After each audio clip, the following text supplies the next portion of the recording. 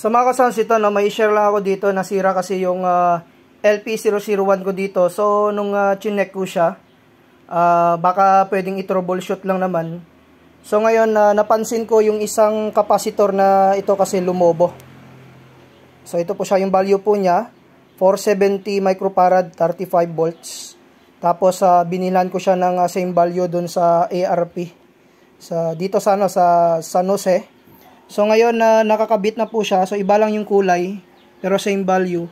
So ngayon gumagana na yung LED bar. So mabuti lang ganito lamang yung sira po niya yung capacitor na ito dahil kung mga yung mas maliliit, so napakahirap na nitong ayusin. So saksak po natin para makita po ninyo na gumagana na po siya. Kasi kanina hindi po siya umaandar tapos bigla po siyang nangamoy. No, na parang ihi ng daga yung naamoy ko. So siguro galing po 'yon sa may dito sa may capacitor. So yan, makikita po ninyo umaandar na po siya. So okay na okay kahit hindi tayo marunong sa electronics. Basta alam lang natin na sira yung pyesa, lalong-lalo na sa mga capacitor kasi ito lumulobo na kasi ito eh.